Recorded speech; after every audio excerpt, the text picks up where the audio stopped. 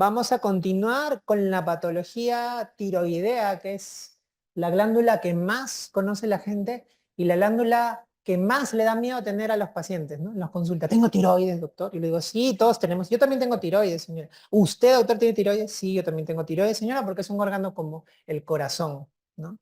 Entonces ahí, cuando vean algún paciente con patología tiroidea, hay que explicarle bonito que la tiroides es una glándula y todos tenemos tiroides. El problema es cuando hay una alteración en la función de la tiroides y hay que hacerle entender qué alteración específica tiene en la tiroides. Ok, patología tiroidea tiene que ser de...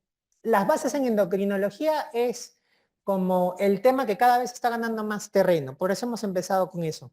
Pero patología tiroidea es la líder de preguntas en endocrinología, entonces si ustedes no manejan patología tiroidea, entonces créanme que van a estar en desventaja con las personas que sí la manejan. Patología tiroidea hay que saberlo así, porque es lo que siempre vienen preguntas. Ok, entonces, mujer de 40 años que acude a consulta externa por nerviosismo, adelgazamiento, hiperfagia, intolerancia al calor, tiene piel caliente, suave, también tiene hiperhidrosis. Me dicen, la hormona que está incrementada es de naturaleza.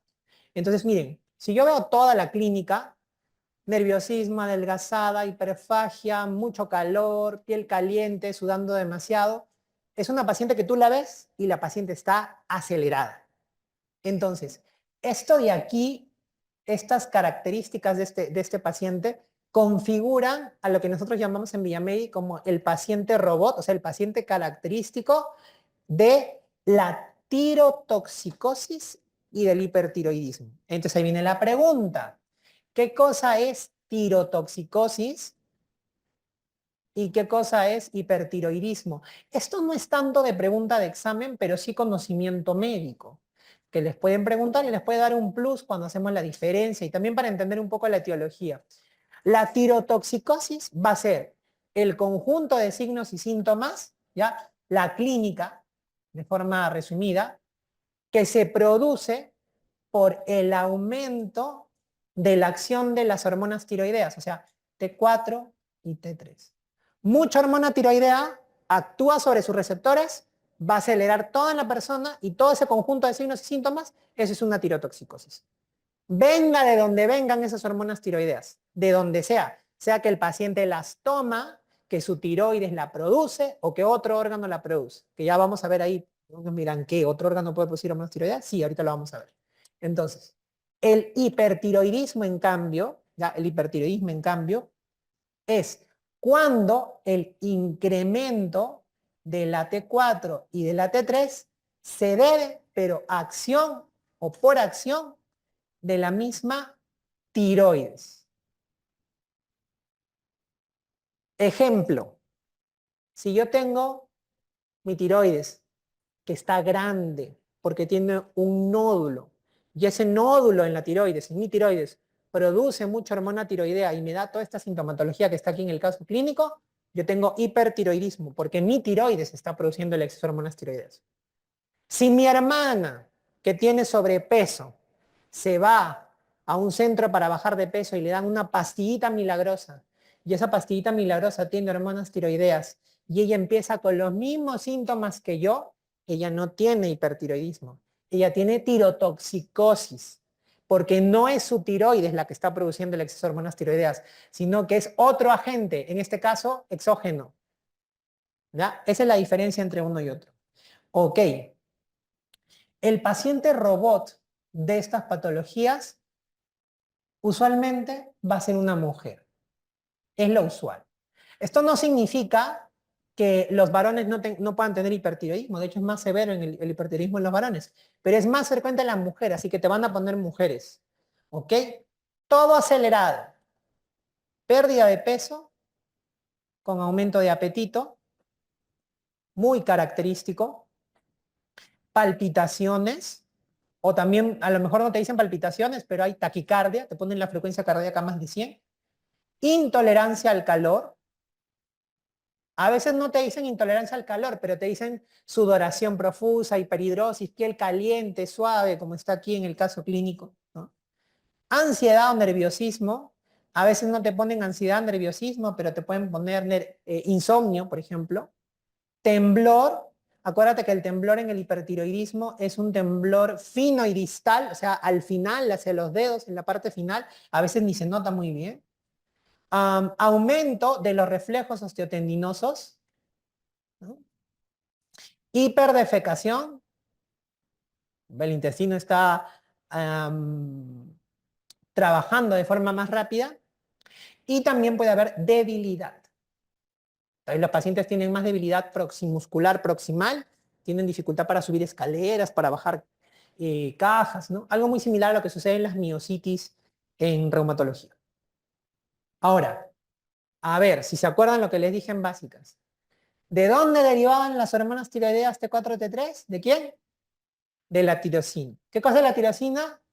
Un aminoácido. Entonces, ¿de qué hormona es la naturaleza? ¿De qué naturaleza es la hormona que está incrementada? Amina, pues, si deriva de un aminoácido, ¿no es cierto?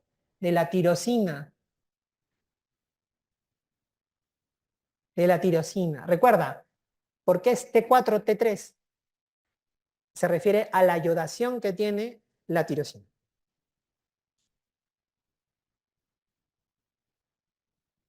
Mujer de 28 años, acude a consulta por palpitaciones, nerviosismo, intolerancia al calor, diarrea, es similar a hiperdefecación. En la vida real a veces los pacientes no hacen todos diarrea, pero sí van al baño con más frecuencia. No tiene antecedentes, mira la frecuencia cardíaca, está elevada, ¿no? Presión arterial normal. Aquí te aumentan ya algunos datos más, te dicen ojos con retracción palpebral, te dicen cuello con bocio difuso no doloroso y te preguntan qué examen es el indicado para confirmar el diagnóstico, ¿no? Entonces, obviando por un momento vamos a obviar lo nuevo que apareció en este caso clínico, que es la manifestación de los ojos y el cuello. Vamos a obviarlo por un momento.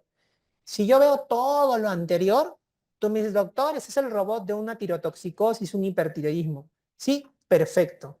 ¿Cómo se hace el diagnóstico de un hipertiroidismo, de una tirotoxicosis? Voy a poner solo hiper, pero para la tirotoxicosis es lo mismo, ¿ya? Hay que pedir, hay que dosar un perfil tiroideo. ¿Qué exámenes específicamente? Porque cuando ustedes ponen perfil tiroideo en la orden del examen, van al laboratorio, el laboratorio te salen 8 exámenes, ¿no? Entonces le haces gastar su dinero por gusto al paciente. Entonces, para un hipertiroidismo necesito TSH, necesito T4 y necesito T3. Doctor, ¿libre o total? Lo que siempre me preguntan. Es una cuestión de cuáles están estandarizados y cuáles tienes en el centro donde estás trabajando tú. Estandarizados, según la Asociación Americana de Tiroides, son T4 libre y T3 total. Están estandarizados en la mayor parte de los laboratorios. Yo he trabajado en E-Salud. E-Salud no tiene T3 total. ¿Y ahora qué hago, doctor? Pídele lo que tiene, que es T3 libre. No hay problema. Pero en el hipertiroidismo hay que pedir TSH, T4 y T3. Los tres se tienen que pedir. Ok, si es una tirotoxicosis, un hipertiroidismo, porque hay un exceso de hormonas tiroideas, ¿cómo van a estar T4 y T3? Elevadas, perfecto. A veces se elevan las dos, a veces se eleva solo la T3, depende. Si están muy elevadas las hormonas tiroideas T4, T3, ¿qué hace la hipófisis de manera compensatoria? Disminuye la secreción de TSH. Perdón. Ya, este perfil de memoria. TSH baja, T4, T3 altas, hipertiroidismo. ¿Ya? Hipertiroidismo. Esto es para todas las causas de hipertiroidismo y tirotoxicosis en general, todas. Pero aquí viene el dato plus que me da este caso clínico. Etiología del hipertiroidismo. Ok. Esta paciente del caso clínico tiene la causa más frecuente de hipertiroidismo. ¿Cuál es la causa más frecuente de hipertiroidismo? Enfermedad de Graves-Basedow.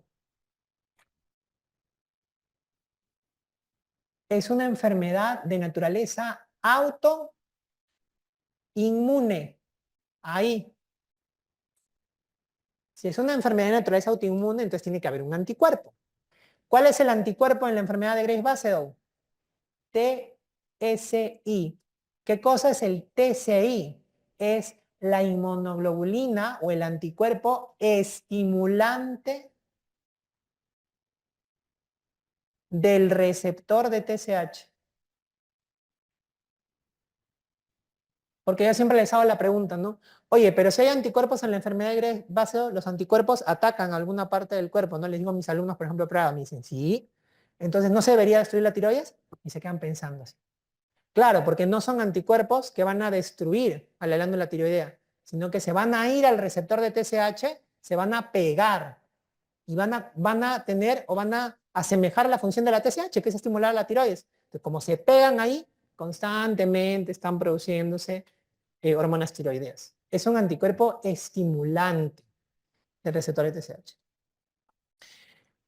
Tiene características clínicas importantes que ustedes tienen que conocer, que en la vida real no están todas. Son pocas veces los pacientes donde encuentro todo en la vida real, pero sí son datos característicos para el examen y que si tú ves lo vas a reconocer. La enfermedad de Graves-Basedow tiene un robot especial, porque el robot que te mencioné antes es de todas las causas de hiper y tirotoxicosis, pero la de Graves-Basedow tiene un robot especial. Es una mujer,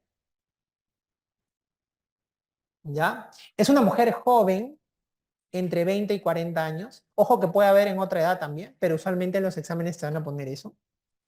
Que va a tener hipertiroidismo, va a tener bocio difuso, no doloroso. Ojo con estas características. Bocio, aumento del tamaño de la tiroides. Difuso, crece toda la tiroides. No duele, no le duele a la paciente. Oftalmopatía, compromiso oftalmológico, donde lo más frecuente es el exoftalmos. ¿Qué cosa es el exoftalmos? Los ojitos salidos, protruidos como de sapo, ¿no? Pero esa no es la única, por si acaso, manifestación de la oftalmopatía de Graves-Basedow. ¿Ah? También está, por ejemplo, el eritema conjuntival, puede haber lagrimeo, puede haber quemosis, que es el edema de la córnea, puede haber edema palpebral, eritema palpebral, o sea, pueden haber varias otras manifestaciones a nivel ocular.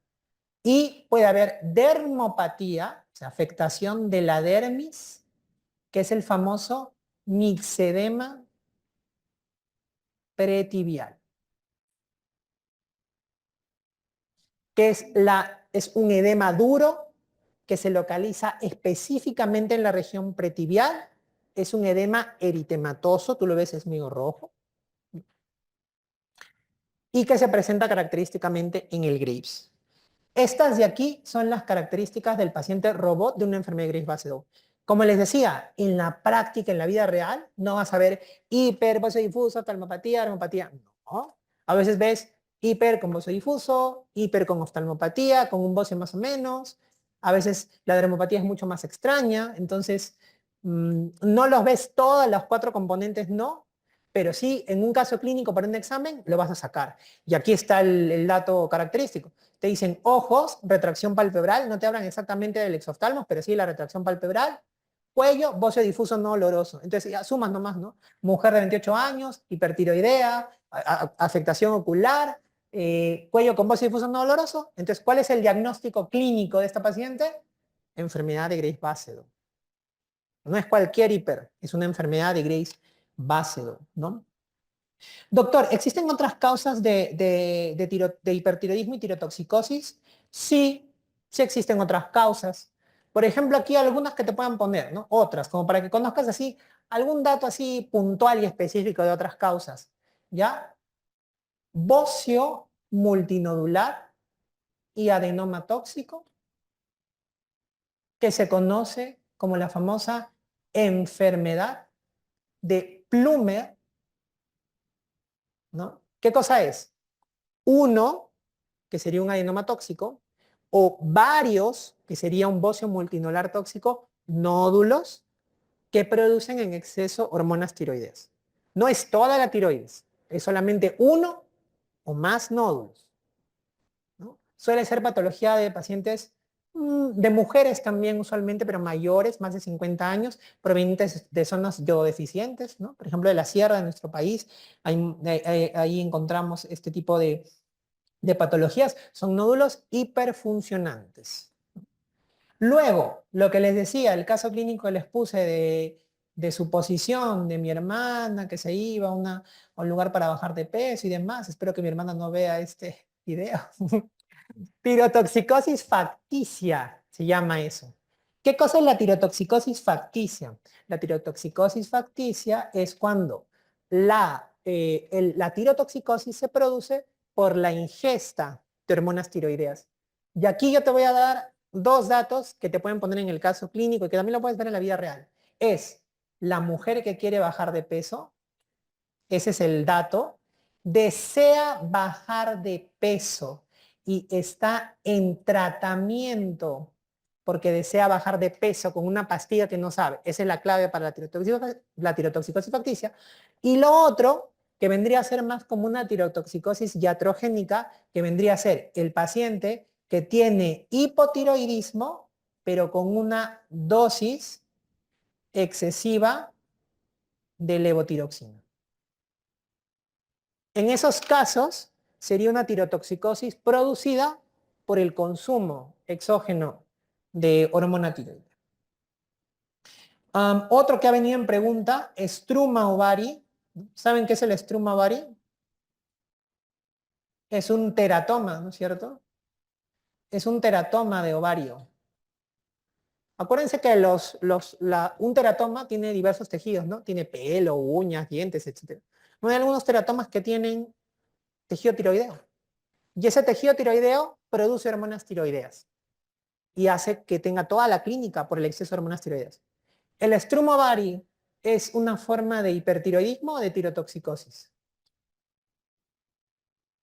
De tirotoxicosis, porque no es la tiroides de la paciente la que está produciendo hormonas tiroideas, sino el teratoma ovárico, ¿no? Y por ahí un hito más, ya para terminar, los tumores trofoblásticos. Seguro por ahí en alguna pregunta de banqueo o a lo mejor lo han mencionado en la clase de obstetricia. La enfermedad trofoblástica gestacional puede llevar a síntomas similares al exceso de hormonas tiroideas. Porque ¿qué es lo que sucede aquí? El tumor trofoblástico, ¿cuál es su marcador serológico? ¿Qué producen los tumores trofoblásticos? Hormona gonadotrofina coriónica humana, ¿no es cierto? La HCG. La hormona gonadotrofina coriónica humana, la HCG, es una hormona de naturaleza glucoproteica. Ya que no sabes quién también tiene naturaleza glucoproteica. La TSH.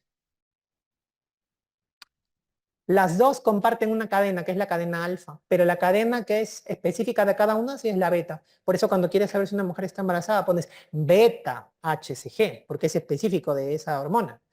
Entonces, como comparten la misma subunidad, en algunas mujeres en las cuales hay exceso marcado de HCG, como en el tumor trofoblástico, esta HCG va y se pega al receptor de TSH y estimula la tiroides de la paciente a producir hormonas tiroideas. Hacen hipertiroidismos leves usualmente ese tipo de pacientes. Entonces aquí la respuesta sería TSH y T4 libre, pero también habría que pedir T3 total por si acaso. La prolactina, LH, FSH, cortisol, ACTH no entran. La TDG es la globulina transportadora de hormonas tiroideas, que tampoco se utiliza para confirmar el diagnóstico de una tirotoxicosis o hipertiroidismo. ¿Ok? A ver, ayúdenme aquí. Mujer, miren ustedes, mujer, 40 años, fatiga, insomnio, palpitaciones, baja de peso, taquicardia, piel tibia y húmeda. Ojo aquí, bocio palpable. Usted sospecha de la presencia de inmunoglobulinas que se unen a los receptores de TSH ubicados de la célula de folículo tiroideo. Esta descripción que pone inmunoglobulinas que se unen a los receptores de TSH, ¿están haciendo referencia a quiénes? A los TCI. Entonces estamos frente a una enfermedad de Graves-Basedow. ¿No es cierto? Esta es una enfermedad de Graves-Basedow. Doctor, pero le falta la oftalmopatía, no dice exoftalmos, ¿no? Pero tiene ahí lo que te decía, ¿no? Tiene el bóceo difuso no doloroso y tiene el hipertiroidismo. Pero la pregunta está en relación a algo más de básicas, ¿no? Dice, ¿dónde está el receptor de TSH? A ver, el receptor de TSH es una hormona glucoproteica. Las hormonas glucoproteicas tienen receptores afuera de la célula, en la membrana, o adentro de la célula. A ver qué me dicen ustedes. Afuera, es un receptor de la membrana de las células foliculares.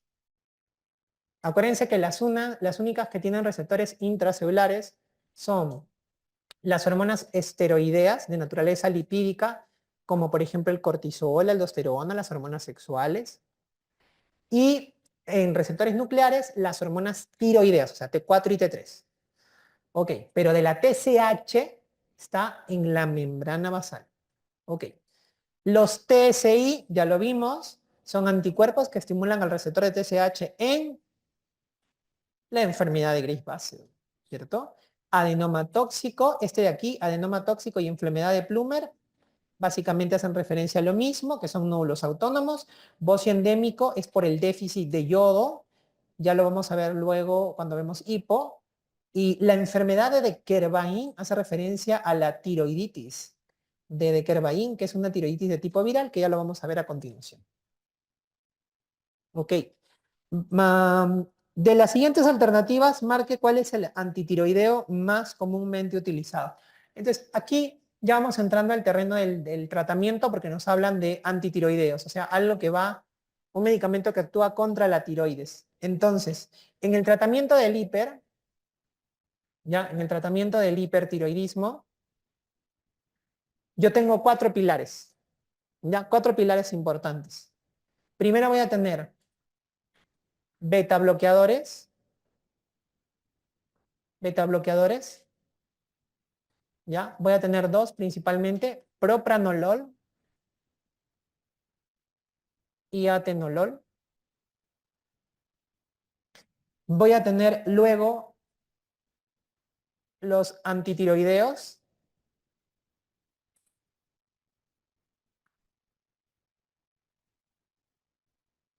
Voy a tener luego el yodo 131, que es yodo radioactivo. Y voy a tener la cirugía. Esos son los cuatro pilares del tratamiento del hipertiroidismo. Mira, vas a hacer una línea acá. ¿Por qué?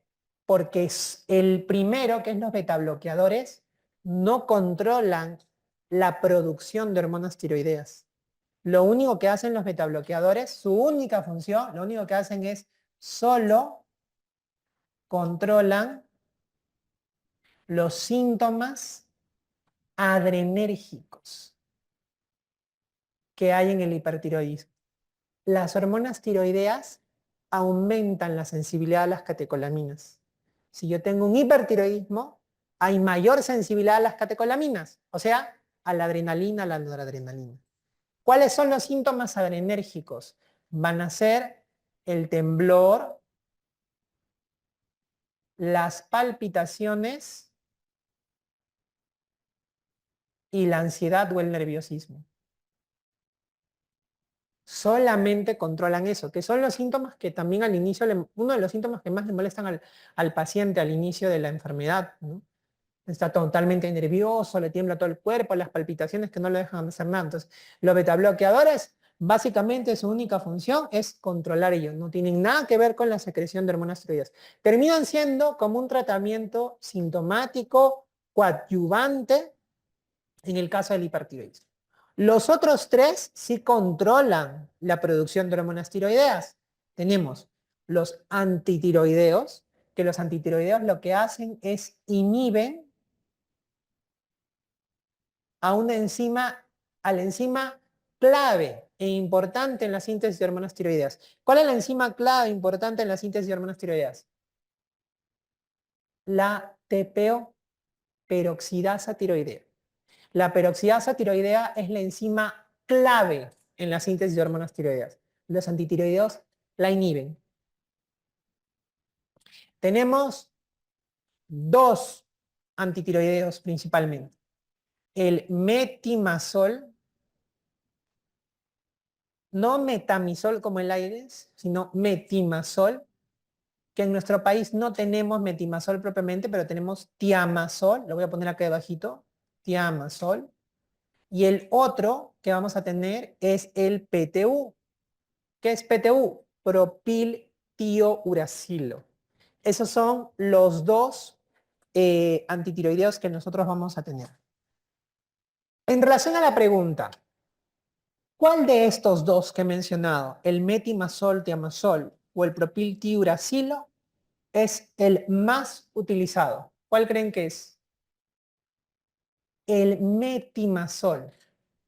Este de aquí es el antitiroideo más usado.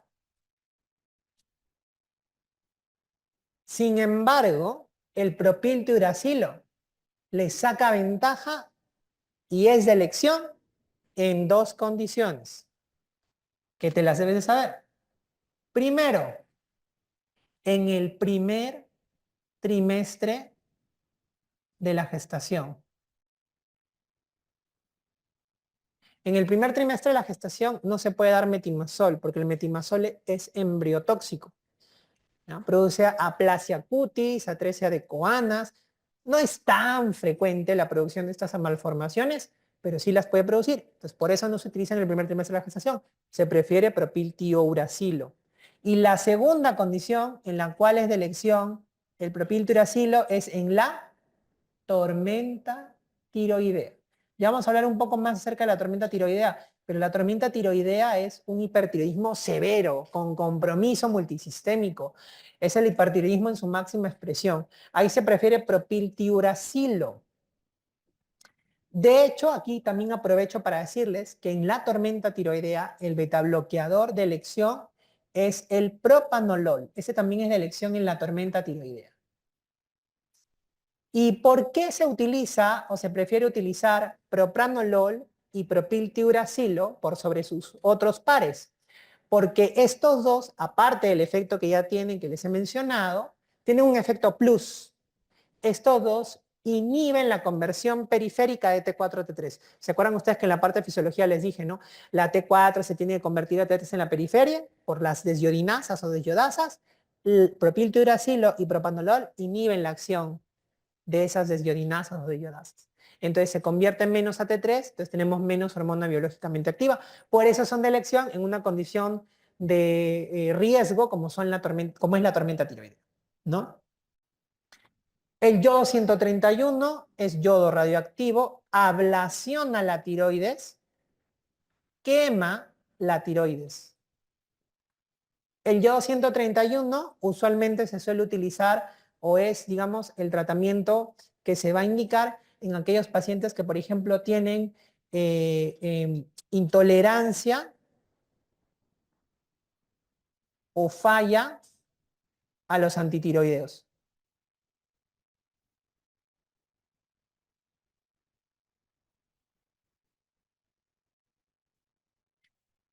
Y la cirugía, que vendría a ser la resección de la tiroides o parte de la tiroides, generalmente va a depender la extensión de la cirugía, dependiendo de cuál es la causa del hipertiroidismo. Y usualmente está indicado en aquellos pacientes que suelen tener bocios grandes, con síntomas compresivos, o se sospecha que hay malignidad de por medio. Esas son las condiciones usualmente más comunes por las cuales puede haber cirugía.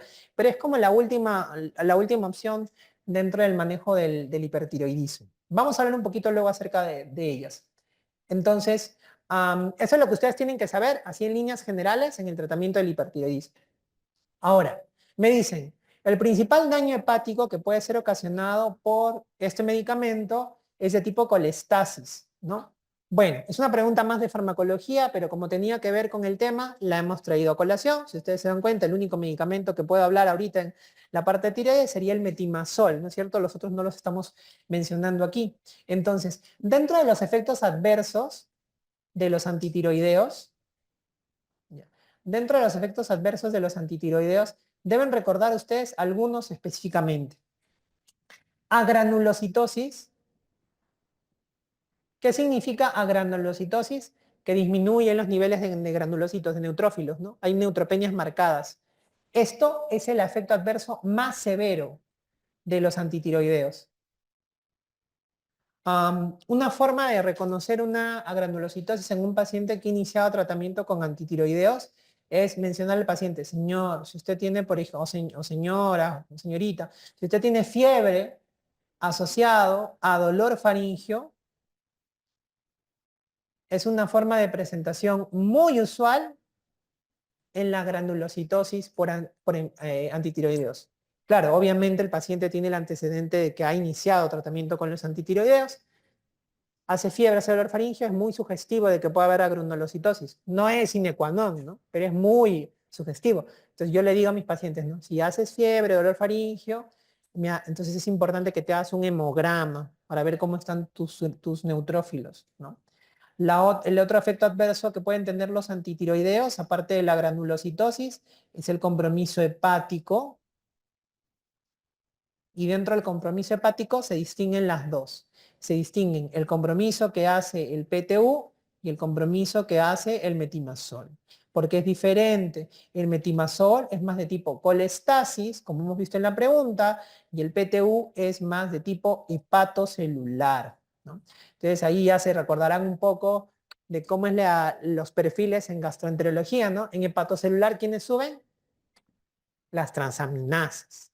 Y en colestasis, ¿quién sube? La fosfatasa alcalina, la gamma-glutamil transpeptidasa, ¿no? Puede haber también elevación de bilirrubina, ¿no? Entonces, los patrones son diferentes en este caso. ¿Cuál hace más daño hepático, más compromiso hepático? El PTU. Con el PTU es más común que haya compromiso hepático que con metimazol. Son los efectos adversos que han preguntado en exámenes respecto a los antitiroideos. Ok. Paciente con diagnóstico de enfermedad de Graves-Basedow que no responde a antitiroideos de síntesis, ¿qué medida de acción se debe de tomar? Entonces ya lo mencioné un poco en la clase pasada, ¿no? Si es una paciente que no responde a los antitiroideos, ¿cuál es la segunda línea? Administrar yodo radioactivo, o sea, yodo 131. Aquí es el yodo 131. Ojo, quiero hacer una aclaración por aquí porque a veces se confunden. Acá dice ablación glandular por radioterapia. Radioterapia no es lo mismo que yodo 131. ¿Ah? Yodo 131 es, le doy, es como un vasito de agua que no tiene color, olor, sabor, lo toma, tiene un yodo que está marcado con radiación y como la tiroides es el órgano que más capta el yodo, se va todo ahí. Y en la misma tiroides va emitiendo la radiación. Radioterapia es que yo me voy a una cámara y me ponen la radiación directa. Eso no, son dos cosas totalmente diferentes, por si acaso. Cirugía no es, la cirugía se va a reservar para ciertos casos que ahorita voy a mencionar, y la administración de plasma tampoco es una medida para los pacientes que tienen enfermedad de Graves-Base, ¿no? Ojo, importantísimo, si es radiación, es yodo radioactivo, ¿cuál sería la contraindicación? Claro, está contraindicado en gestación. Está contraindicado también en la lactancia, en menores de 5 años, tampoco está indicado. Y ojo, algo que tal vez no es muy predecible, pero ustedes lo tienen que saber, está contraindicado en las oftalmopatías severas, ¿no? Eso ya es más manejo del oftalmólogo y del endocrinólogo, pero hay signos que a mí me permiten ver qué tan severa es la oftalmopatía. Imagínense un paciente que tiene exoftalmos, restricción de la mirada, con un edema muy marcado, compromiso de la función ocular. Entonces, estamos frente a una oftalmopatía severa, el yodo puede agravar la oftalmopatía. Entonces, en esos casos es una contraindicación su uso. ¿Ok? ¿Cuál sería el efecto adverso del uso de yodo radioactivo? Si yodo es radiación y la radiación quema la tiroides, ¿qué es lo más probable que pase con ese paciente que le voy a dar yodo? Que pase al otro extremo, que sería el hipotiroidismo post-yodo 131. El hipotiroidismo post-yodo 131 usualmente se presenta 6 meses posterior al uso del yodo. Más o menos a partir de ese tiempo empiezan a aparecer los síntomas del hipo y diremos que es un hipo post-yodo 131. Entonces, nos habíamos quedado en la última pregunta de esta diapositiva que hablaba acerca de cuál es la intervención quirúrgica de elección en un paciente que tiene un bocio difuso tóxico. Habíamos dicho que tóxico no hace referencia a que sea algo severo, sino que sea que es hiperfuncionante, o sea que hay un exceso en la secreción de hormonas tiroideas. Y si es un bocio difuso que es hiperfuncionante, entonces sería una enfermedad. Entonces la sería, ¿cuál es el tratamiento quirúrgico en un paciente con enfermedad de Graves-Basedow? ¿No? Entonces, yo les había dicho que la cirugía está indicada en Graves cuando hay un bocio grande con síntomas compresivos. Acuérdense que los síntomas compresivos para los problemas tiroideos son las famosas 3Ds, o sea, disfagia, disfonía y disnea, ¿no? Que haya asociado malignidad, que no es frecuente en un hiper, pero puede pasar. También puede ser de elección en aquellos pacientes que tienen oftalmopatía severa, también es de elección la cirugía. Y podemos indicar cirugía en el caso poco común, pero que sí ha sucedido, de que esté asociado un hiperparatiroidismo primario. O sea, que haya un tumor en las paratiroides que secrete mucha paratormona. No es usual que estén los dos juntos, pero hay casos en los que se ha presentado. Yo tenía un familiar que le pasó esto, ¿no? Que tenía los dos. Entonces, en ese caso, la cirugía es lo indicado. Ok. Ahora, ¿cuál es la cirugía de elección? Aquí sí es un tema de debate en el Graves, porque estamos hablando del Graves. Si tú tienes un nódulo tiroideo, el tratamiento es, bueno, doctor, si el nódulo está en el lado derecho, le hago una tiroidectomía derecha y se quede el lado izquierdo. Sí, es válido, ¿no? Doctor, si hay nódulos funcionantes en distintos lados de la tiroides, hay varios nódulos en la tiroides que producen hormonas tiroideas, ¿le puedo hacer una tiroidectomía subtotal, dejarle una parte de la tiroides o hacerle una total, dependiendo del caso? Sí, puede ser, se evalúa.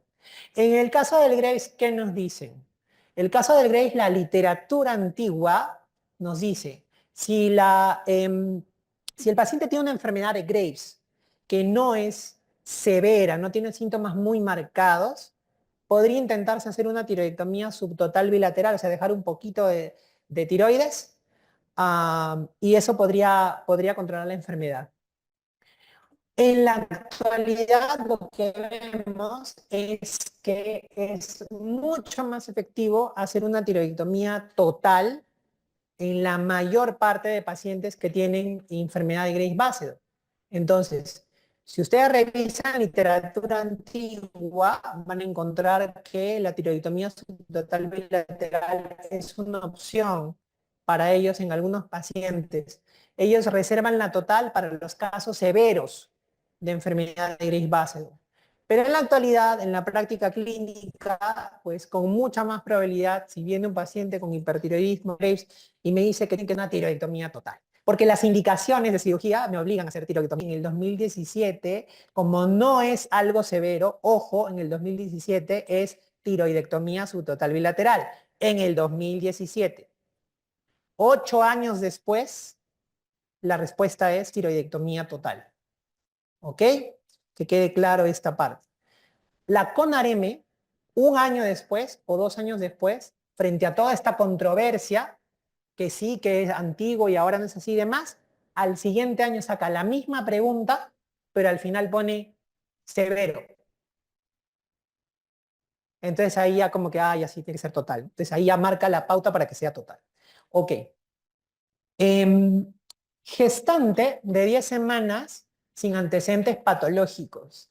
Es hospitalizada por vómitos incoercibles, deshidratación severa y pérdida reciente de 5 kilos de peso, ¿no? Si ustedes leen hasta allí, no parece caso de endocrino, ¿no? ¿Qué cosa parece hasta aquí? Parece una hiperemesis gravídica, ¿no? ¿No? Por la parte obstetricia. Examen, presión arterial 90-60, está en el límite inferior, frecuencia cardíaca en 66, no exoftalmos, miren lo que te ponen aquí, te ponen siempre en las preguntas datos claves, ¿no? No exoftalmos ni bocio. Piel y extremidades sin lesiones. Hemoglobina normal.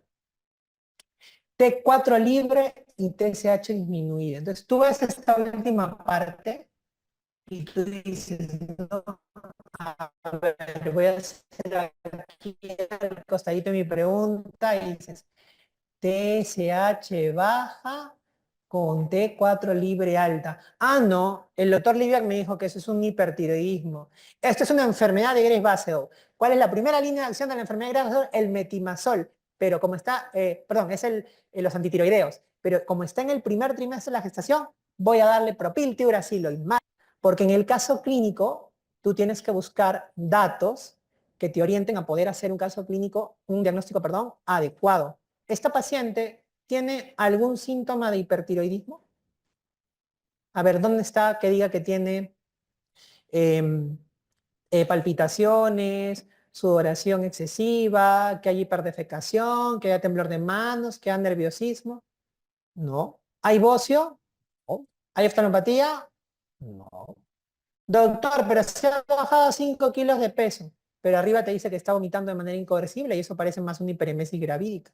Doctor, ¿y por qué dice TSH baja con T4 libre alta entonces?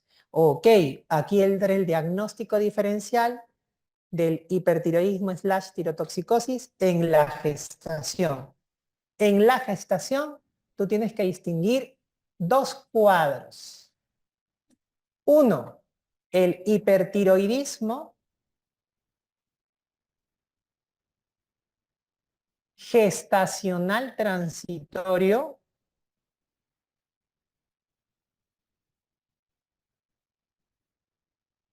Y dos, la enfermedad de Graves-Basedow en la gestante.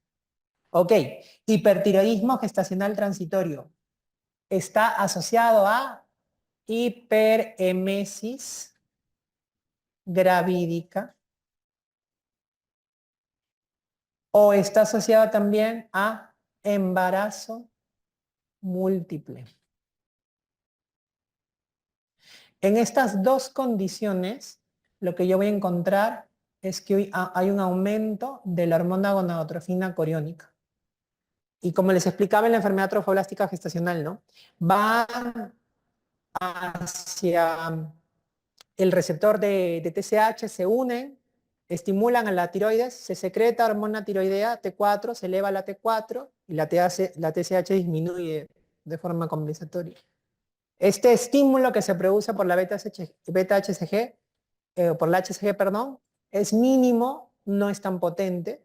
Y entonces cuando tú ves a los pacientes, ¿cómo vas a encontrar a una paciente? Primero, se producen pacientes que tienen menos de 20 semanas de edad gestacional, como este caso clínico, son asintomáticas desde el punto de vista tiroideo. No, ¿dónde están los síntomas de hipertiroidismo, de tirotóxico? Es acá. No hay. Todo es hiperemesis en la primera línea del caso clínico. ¿Ok? No hay clínica de enfermedad de Graves, que eso llama la atención, porque en una mujer joven, en edad fértil, la causa más frecuente es el Graves. Entonces, si te ponen un exoftalmos no bocio, qué raro, ¿no? Ok, si yo le hago la medición de anticuerpos, los anticuerpos van a estar negativos. Doctor, ¿qué hago con esa paciente? Nada, solamente observación, observar, tratar la patología de fondo, lo que está generando, en este caso la hiperemesis, porque con eso se va a solucionar. Enfermedad de Graves-Basedow. ¿Cómo te vas a dar cuenta que una paciente tiene enfermedad de Graves-Basedow en la gestación? Principalmente por las características que ya vimos. Hipertiroidismo, bocio, o sea, síntomas de hipertiroidismo, signos y síntomas de hipertiroidismo, bocio difuso no doloroso, oftalmopatía, si tiene anticuerpos positivos, entonces, si tiene todo eso, entonces es más una enfermedad de Graves-Basedow. La enfermedad de Graves-Basedow se puede mantener durante toda la gestación. Entonces, a mí me ponen gestante de 28 semanas que tiene taquicardia, sudoración, temblor. No, eso es una enfermedad de Graves-Basedow. No puedo pensar, ah, no, debe ser un hipertiroidismo gestacional. No, si esta enfermedad de Graves se puede presentar incluso pasadas las 20 semanas. Y ahí la diferencia. ¿Ok? En la enfermedad de Graves, el tratamiento en una gestación, obviamente van a ser los antitiroideos de síntesis van a ser la elección, pero acuérdense que en la gestación voy a utilizar antitiroideos sobre todo a dosis baja. a dosis baja. Primer trimestre, ya lo vimos, ¿cuál es el antitiroideo de elección? PTU, propilturacilo. A partir del segundo trimestre en adelante, mejor utilizar metimazol o tiamazol, porque el propilturacilo, como tiene mayor compromiso hepático, acuérdense que a partir de la segunda mitad de la gestación empiezan todas las complicaciones de la gestación que afectan la función hepática. Entonces es mejor utilizar metimazol, ¿ya? Ok, en nuestro país no hay propilturacilo, entonces en el primer trimestre lo que nosotros hacemos es rezarle a Diosito para que, como dicen, Diosito es peruano, entonces pues nos ayudan muchas veces, ¿no? No, mentira, nosotros utilizamos, la experiencia en Perú es que en algunos casos hemos utilizado dosis bajitas de tiamazol y no hemos visto, obviamente con una evaluación estrecha junto con obstetricia, ginecobstetricia, y no hemos visto que haya riesgo de malformaciones. Pero no es que a todas tampoco les ponemos el tiamazol, depende mucho del paciente. Y recuerden que luego está la segunda opción, que la segunda opción ¿cuál sería? Si no funcionan los antitiroideos. Cuidado con lo que me van a decir, ¿ah? Cirugía. Pero la cirugía la operaría ¿en qué trimestre? Segundo trimestre. En el segundo trimestre es donde se suelen hacer las cirugías selectivas en una gestante, ¿no? Entonces, ahí sería la cirugía, ¿no? Ah, ya. Aprovecho de una vez para responder esa pregunta. En el caso del Grace Basedow, para los síntomas tipo el temblor y demás, en la gestante, también es la misma filosofía que los antitiroideos. Se pueden utilizar beta bloqueadores asociados a los antitiroideos, pero siempre se sopesan mucho realmente. Lo bueno de la enfermedad de Grace Basedow en la mayor parte de las gestantes es que como la gestación mejora la tolerancia inmunológica, entonces las enfermedades autoinmunes no son tan marcadas. Entonces, gracias a Dios, el Grey base no suele ser tan aparatoso en las gestantes, ¿no? Entonces, a veces solamente con el tiamazol así bajita se logra controlar. Ok, el vaso, ¿cuál es el tratamiento más adecuado? ¿Cuál es? Antitiroideos a dosis baja, ¿no es cierto? La anterior era el tratamiento de soporte porque es una hipertiroidismo gestacional transitorio, la segunda antitiroides a dosis baja. ¿Ok?